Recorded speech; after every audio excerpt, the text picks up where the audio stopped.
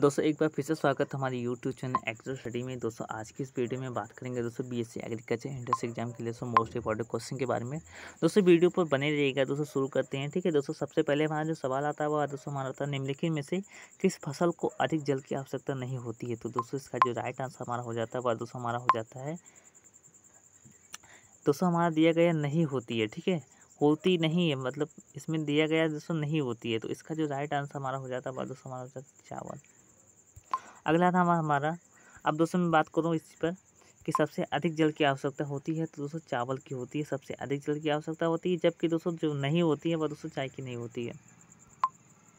अगला था हमारा, धान की खेती के लिए कौन सी मिट्टी सबसे उचित है। दोस्तों हमें बताना है धान की खेती के लिए कौन सी मिट्टी सबसे उचित है। तो दोस्तों इसका जो राइट आंसर हमारा हो जाता है वह दोस्तों हमारा हो जाता है हमारा सी यानी उपजाऊ चिकनी मिट्टी। जी हाँ दोस्तों, चिकनी मिट्टी दोस्तों धान के लिए सबसे उपयुक्त होती है।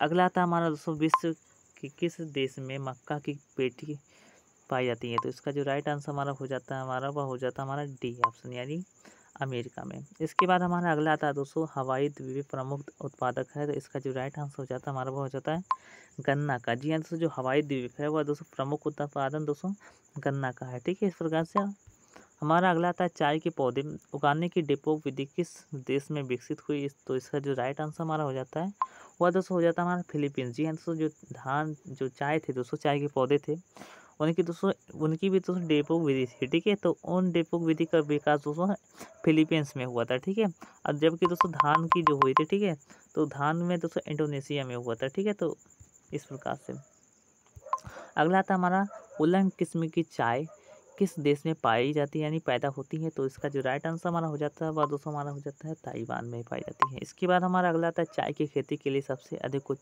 उचित जलवायु कौन सी है। तो इसका जो राइट आंसर हमारा हो जाता है वह दोस्तों हमारा हो जाता है, एक मिनट बता दे रहे हैं, इसका जो राइट आंसर हो जाता है हमारा सी ऑप्शन हो जाता है। अब हमारा अगला आता है दोस्तों हमारा रोबस्टा संबंधित है। तो दोस्तों इसका जो राइट आंसर हमारा हो जाता है वह दोस्तों हमारा हो जाता है बी ऑप्शन यानी काफ़ी से। मोस्ट इंपॉर्टेंट है। अगला हमारा आता है सर्वप्रथम किसी प्रदेशों का विश्व वर्गीकरण किसने प्रस्तुत किया था। जी हाँ दोस्तों, इसका जो राइट आंसर हमारा हो जाता है वह दोस्तों हमारा हो जाता है डी हिस्टोलेसी। ठीक है, जो सर्वप्रथम किसी प्रदेशों का विश्व जो वर्गीकरण किया था उन्होंने किया था दोस्तों डी हिटलसी ने। ठीक है, इस प्रकार से हमारा अगला आता है मक्का का जन्म स्थान माना जाता है। तो दोस्तों मोस्ट इंपॉर्टेंट है दोस्तों, मक्का का जन्म स्थान किसे माना जाता है। तो दोस्तों वह माना जाता है मध्य अमेरिका को। इसके बाद हमारा अगला आता है निम्नलिखित में से किस फसल का अंतर्राष्ट्रीय व्यापार नहीं होता। तो इसका जो राइट आंसर हमारा हो जाता है वह दोस्तों हो जाता है हमारा गन्ना। ठीक है, इस प्रकार से हमारा बी ऑप्शन का राइट आंसर। अब इसके बाद हमारा अगला आता है सर्वप्रथम किस राज्य में मौसम आधारित फसल बीमा योजना लागू की गई। तो इसका जो राइट आंसर हमारा हो जाता है वह दोस्तों हो जाता है हमारा हरियाणा में। इसके बाद हमारा अगला आता है केंद्रीय उपोषण बागवानी संस्थान कहाँ स्थित है। दोस्तों मोस्ट इंपॉर्टेंट क्वेश्चन है। ठीक है, ये एग्जाम में दोस्तों आ सकता है। तो इसका जो राइट आंसर हमारा हो जाता है वह दोस्तों हमारा हो जाता है लखनऊ में। अब दोस्तों IBRI कहाँ पर स्थित है, इंडियन वेजिटेबल इंस्टीट्यूट कहाँ पर स्थित है। तो दोस्तों यह स्थित है हमारा वाराणसी में। कहाँ पर, वाराणसी में स्थित है। ठीक है, जबकि IARI जो है दोस्तों वह नई दिल्ली में स्थित है, जबकि ICAR भी नई दिल्ली में स्थित है। ठीक है, तो इस प्रकार से याद कर लीजिएगा।